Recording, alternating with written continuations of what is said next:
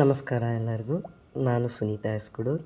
ಇಂದಿನ ವಿಷಯ self identity ಅಥವಾ ಸ್ವಯಂ ಗುರುತು. ಎಲ್ಲರಿಗೂ ಅವ್ರದ್ದೇ ಆದ ಪರ್ಸ್ನಾಲಿಟಿ ಇರುತ್ತೆ ಅಥವಾ ಅವ್ರದ್ದೇ ಆದ ಸೆಲ್ಫ್ ಐಡೆಂಟಿಟಿ ಇರುತ್ತೆ ಅಂತ ಎಲ್ಲರಿಗೂ ಗೊತ್ತಿರುವಂಥ ವಿಷಯ.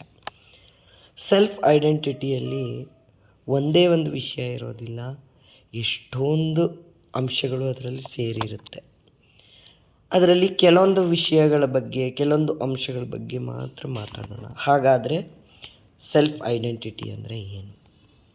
ಸೆಲ್ಫ್ ಐಡೆಂಟಿಟಿನಲ್ಲಿ ಮೊದಲನೇದಾಗಿ ಪರ್ಸ್ನಾಲಿಟಿ, ಎರಡನೇದಾಗಿ ಅವರ್ ಬಿಲೀವ್ಸ್ ನಮ್ಮ ನಂಬಿಕೆಗಳು, ಮೂರನೆಯದಾಗಿ ನಮ್ಮ ಎಕ್ಸ್ಪೀರಿಯನ್ಸಸ್ ಅಥವಾ ನಮ್ಮ ಅನುಭವಗಳು, ನಾಲ್ಕನೆಯದಾಗಿ ನಾವು ನಮ್ಮ ರಿಲೇಷನ್ಶಿಪ್ ಅಥವಾ ಸಂಬಂಧಗಳನ್ನು ನಾವು ಹೇಗೆ ಮೇಂಟೈನ್ ಮಾಡ್ತೀವಿ ಅನ್ನೋದ್ರ ಬಗ್ಗೆ.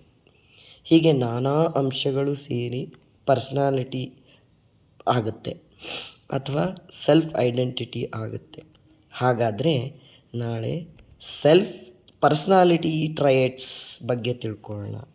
ನಿಮಗೆಲ್ಲರಿಗೂ ಇಷ್ಟ ಆಗಿದೆ ಅಂದ್ಕೊಳ್ತೀನಿ. Thank you.